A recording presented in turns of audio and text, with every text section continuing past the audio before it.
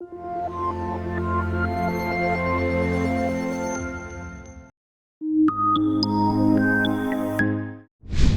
you know that matter, by its virtue of existence, possesses different types of energy? For example, potential energy. Potential energy is the energy that an item has because of its position or arrangement. Is there any other form of energy that exists? Another form of energy is kinetic energy. The particles of matter are in constant motion, which renders these particles kinetic energy. So, what are the things which affect these two forms of energy? Well, the average kinetic energy of the particles in a substance is measured by temperature. When it comes to potential energy, we can say, as particles come closer, their potential energy falls, whereas it increases as they get farther apart. Both kinetic and potential energy of the particles is included in thermal energy. The quantity of thermal energy in different states of matter varies. So, can you tell me about gaseous form and solid form, which will have higher thermal energy?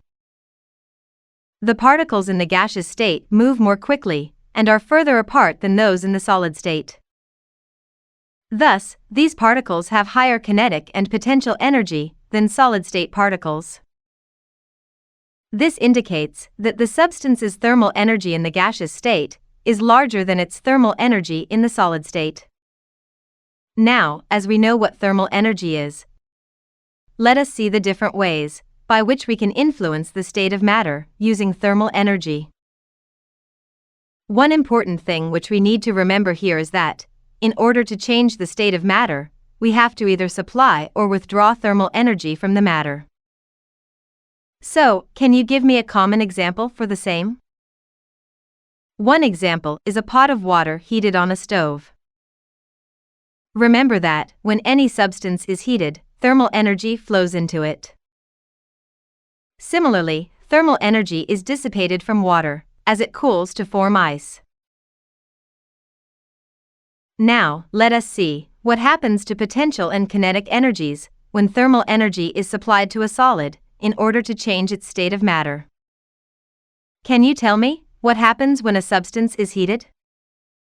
The thermal energy of a substance rises when heat is supplied to it. Now, when a solid is heated, its temperature increases, as a result of which the kinetic energy of the material rises. A similar effect can be observed in case of liquids, as well as in gases. But at the transition point, like the melting point, as the temperature of the material does not change, its kinetic energy also remains the same, but its potential energy increases. At this point, the material transitions from one state to another.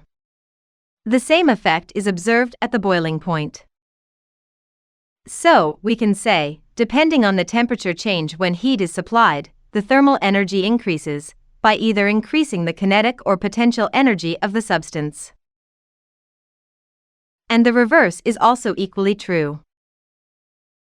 Thus, we can say that thermal energy must move into or out of a substance to convert it from one state of matter to another.